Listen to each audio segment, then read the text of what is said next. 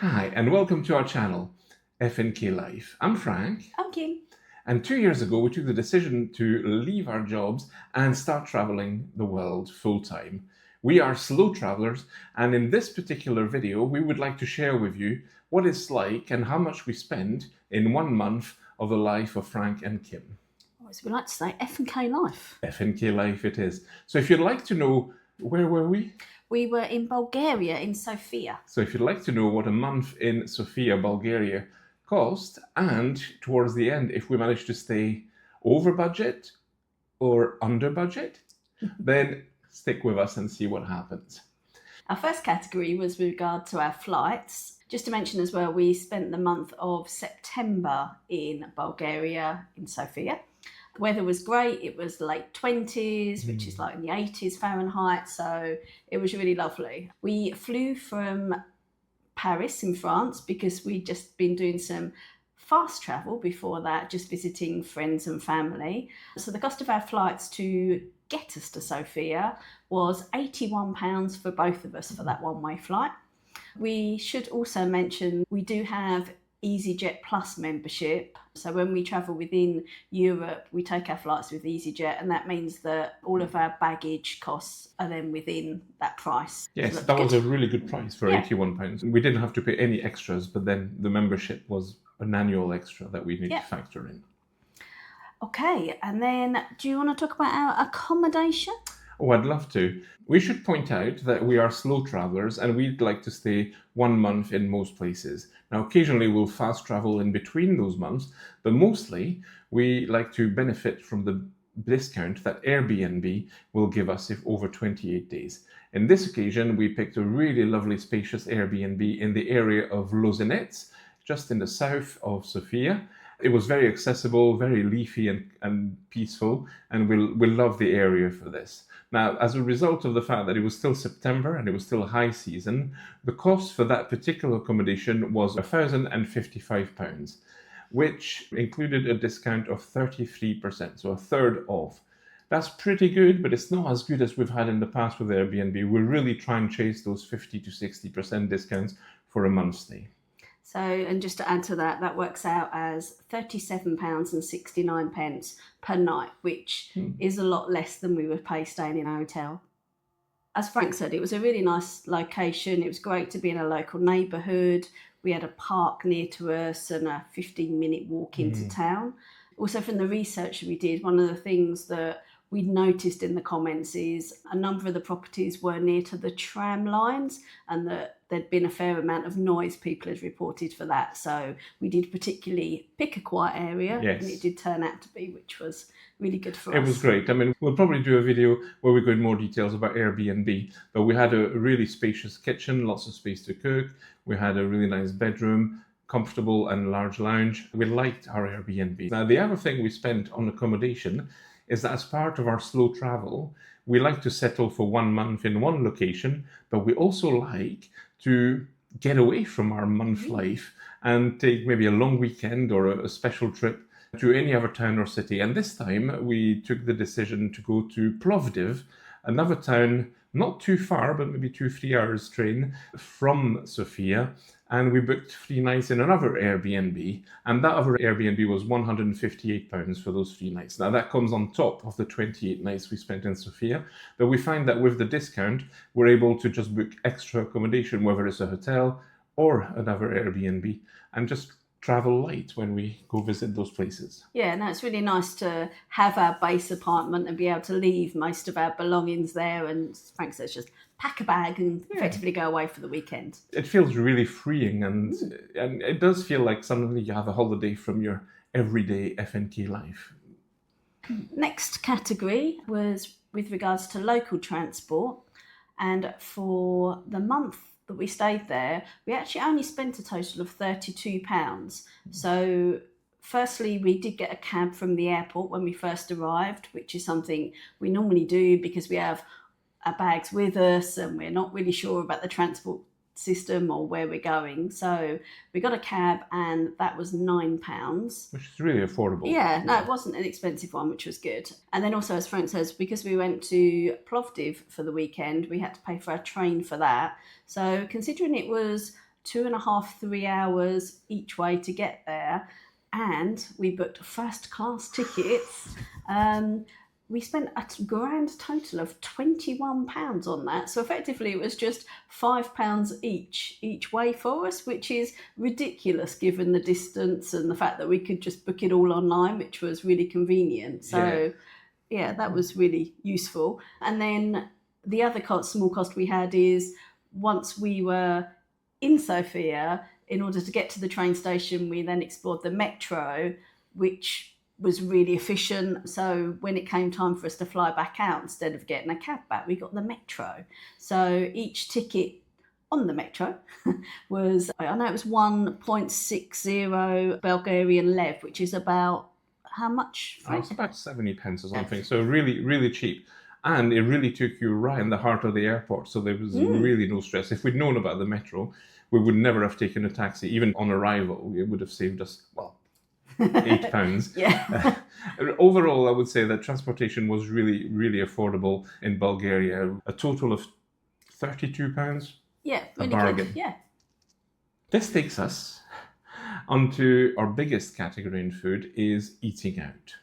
So I think we should also say, for us as people, one of the things we do value is going out to eat and drink. So fair warning, our budget is much higher than perhaps other YouTubers that maybe don't drink or don't go out as often. But we want to be realistic as to the life we lead and what we choose to spend our funds on. So with that in mind, Frank. With that in mind, we spent a grand total of £980 on eating out. So it wasn't that bad. It was actually probably less than usual because we had such a good kitchen. We ate a lot at home too. Maybe a way to look at it for us, and you can then see if it matches your life. We tend to have maybe one splurge or a nice meal out once a week.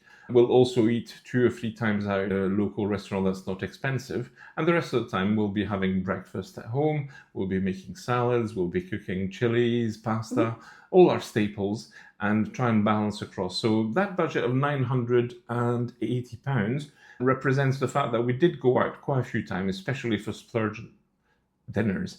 So when we say splurge, by the way, it means that the quality of the restaurant is probably a bit more expensive, but we also have 1 or 2 bottles of wine, which practically double the cost. So if you find that you don't drink wine, then it would be way cheaper for you. It would be way cheaper. I was going to say, why are you following us? So on average, we'd say probably £40 or £50 we would spend on like a neighbourhood. At most, yes, on average. But meal. And if we splurged, it was more £80 or £90 for that meal. Mm-hmm. Just to give an idea of what the costs are like in Bulgaria for going out. Yes, we'll put a link and the name of the restaurants that we particularly enjoy, especially our splurge ones. We tried one called MoMA, which was really, really nice. We went to a more, we might call it traditional, you could call it touristy, but actually the food was really interesting in a dragon cellar. And when we went to Plovdiv, we went to the Philippopoulos restaurant, which was at the top of the hill, and it was really beautiful, and we had such a lovely meal there. Yeah, I think that's the thing as well, that if we do go away for a few days, then obviously we don't cook during that period, so we were out for our meals for those 3 days that we spent there. Yeah. Yeah. Our next category, and maybe that's a bit odd, but we like to separate breakfast from eating out. We like to be able to tell if it would be better value for us to stay in a hotel, which includes breakfast. We see how often we go out in the morning for coffee, cakes, croissants, juice, all those fun things you can have for the morning. And we do like to hang out in a cafe some mornings. Our budget for this was, our spend? For this, we spent £79 for the month. We think we went out like 5 or 6 times. And then our next category is in regards to groceries. As Frank said, generally we do where we have an Airbnb with a decent kitchen, and this one was fully equipped. It was great. Mm-hmm. We do eat primarily all our breakfast and lunch, etc. we'll just make at home, and then some meals in the evening. For the total of the time we spent in Bulgaria, in Sofia, we spent £324. Mm-hmm. We were lucky. There was, around the corner was a supermarket and a good butcher's and even a creamery, because Bulgaria is known for making really good yogurts and creams and all of those kind of dairy products. Yeah, it was nice to have good local shops to walk around, but That, yeah, £324 was pretty good for our groceries for the It month. was, yes. And also, we should note that there were really good tomatoes and Oh, salad yeah. produce that we just really enjoyed. And that's one of the things I particularly enjoy is making my French dressing and making a big salad that we have for our lunch. And it was perfect for this. It was really tasty tomatoes. Okay, our next category, we also separate if we just go out for drinks. If we go out for dinner in our eating out budget, we've had a bottle of wine, then that's just included in eating out. But on occasion, we'll go out, and it won't necessarily be alcoholic. We'll stop and have a jug of lemonade or some juice or coffee, etc. But also for entertainment purposes, we also like to go out to try a local wine bar and maybe go for a cocktail or two in the evening. So if we know we're just going out and we're just having a couple of drinks, then we keep that within this budget. Yes, and Bulgaria, Sofia and Plovdiv both are very much wine regions. So for us, it's really exciting to be able to try local varieties of grapes, local wines, and to taste the difference. When we were in Brazil, for example, we really enjoyed having caipirinhas with the local cachaça spirits. So we like to discover the best beers, the best wines, and the best spirits and cocktails that are local. So before we get to what our budget was for that or what we spent, we should say that we would kind of consider some of this as entertainment because we did take the chance to go to a wine bar and try out all of the local wines that they did by the glass. We'll put a link to that as well below. And that was really nice. But, again, instead of like actually paying for, a wine tasting tour or something, we like to just go somewhere local and make our own little tour for that. So that was really good. Yes, I spent a few years working in wine and studying wine to a diploma level so that I would understand all the wines and grape varieties of the world. And for me, it's fascinating. Together, we used to put on wine tastings in Glasgow, which were really good fun to run. Actually, it was a chance for me. I didn't know very much about Bulgarian wines, and my favourite red wine was it Mavrud? It was Mavrud, yes. Yeah. And also, we discovered that they did sparkling wine as well within this tasting, which was... It was called Petnat, which is short for Pétillant Naturel. So it's a French word in that wine bar, and really enjoyed it. We actually struggled to find it again afterwards in the different restaurants. It was available in some shops, but not in the restaurants. But we do, for anyone that knows us, it's not just wine, but we have a particular affinity to champagne and bubbles and créments and Cap Classique from South Africa. All those bubbly wines make us happy. But we can't really afford champagne, so we like to check out the alternatives in each of our regions. So that was good. The total amount that we spent on drink this time was... What was it? £367. Oh, that seems really reasonable. That's about £10 a day. Yeah, that's not bad at all. And the other thing that we should mention is we were really lucky in Plovdiv to meet up with some fellow YouTubers. Big shout out to Gian and Christine, who have the channel Strategic Early Retirement. We'd got in touch with them because we'd seen they were going to be in Bulgaria at the same time. We caught up with them, had a really lovely few days going out for dinner, drinks, some live music, but that would have also increased our budget, so we'll just blame them. Absolutely. We should also say that sort of meeting them, and they were even more fun than they were on video, so that was really great. And they were very generous with their time, and that really made our Plovdiv experience extra special. Our final two categories are miscellaneous that we have. We just put anything that's not within the normal categories there. That was £22 for the month, and that was just Frank having a haircut and a shave, which was slightly more expensive than we've had in other places. Yes, I think I expected it to be cheaper. I don't know why I expected parts of Eastern Europe to be more affordable, but I found I could get the same service and the same quality haircut shave service for under €20 when I was in France. So I expected it to be closer to £15. I think it's connected to the fact that Bulgaria is currently going through a transition to the euro. So they're abandoning the Bulgarian lev and will have everything in euro. At the moment, everything is dual priced on all the menus and shops. So it's possible they've already raised their prices in anticipation, or inflation hit particularly hard because of this. However, £22 for miscellaneous. And then final category is for entertainment, and for this particular trip that ended up being £0. So we kind of reserved this for if we do I don't know, any entrance fees or do any sightseeing tours or those kind of things. But Yes. because both of the cities we were in were so walkable, we didn't really need to spend any money on that, No. which was good.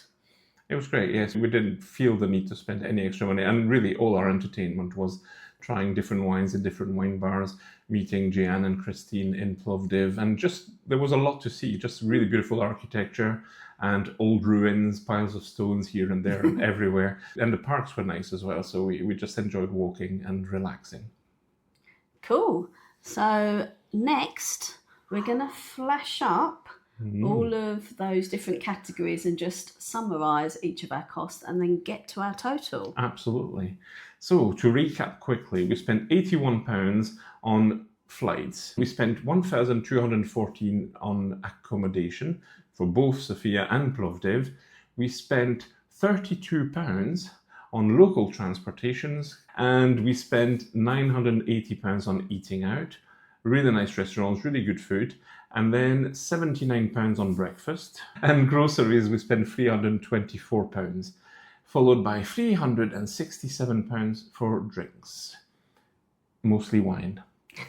Finally, we spent nothing on entertainment and £22 for my haircut and shave, which takes us to a grand total of £3,099. Now, the real question is, was this over budget Or under or budget? under budget? Well, the answer to this is yes and no. Ooh, cryptic, Frank. Interesting, I like it. Okay, let's be fair, it was over budget. We spent about £200 over what we expected to spend for the 28 days. It does balance out. I mean, that's the thing, and it's not going to be the same amount every single month. We expect when we travel in Europe that we'll spend slightly more, but the time that we'll spend in Asia is generally cheaper, so we then get to reduce our budget in those months. Yes, and I said yes and no because in a way we actually were under budget on our day-to-day expenditure. So all the transport, the eating out, the groceries, everything else was £164 under budget. But because our accommodation specifically ended up being more expensive, that's £362, that averages out to about 200 over in total. So what did we think? What's our overall view of Bulgaria and Sofia and Plovdiv in particular? So we liked Bulgaria. The people were friendly, and to be fair, there isn't as much English spoken, but that's fine. We got by with Google Translate. It was great that it was walkable. I think we found out of the two cities we were in that actually we had a different vibe for Plovdiv. It just felt more accessible. Their pedestrian streets were easier to walk along. There were lots of, again, good bars and restaurants. They seem to advertise a lot more live music as well, which is something that we like. We preferred Plovdiv to Sofia, and I think if we wanted to go back to Bulgaria, which I'm sure we will at some point, we would probably do it the other way. We'd spend definitely a month in Plovdiv and maybe visit another town for our weekend away kind of thing. So thumbs up for Bulgaria. Bigger thumbs up still for Plovdiv, with big thanks to Jan and Christine, who really made our time there great fun. So let us know in the comments. Have you been to Bulgaria? Did you like it? Which was your favourite city? Were there places in Sofia and Plovdiv that we missed out on that we should have gone to? If you have any questions about travelling around and the places we've been to, then please do give us a shout and we're more than happy to answer those. Absolutely. We'll put all the details in the description, but if you have any questions or anything we missed out, or maybe you could recommend another small town that we should visit next time we come back to Bulgaria, we'd love to hear from you. Okay, well, thanks for joining us. If you can, we are a new channel. If you could possibly subscribe and give us a like, that would be lovely. We'd really appreciate it. So thanks very much, and we'll see you in the next one. See you in the next one. Bye. Bye.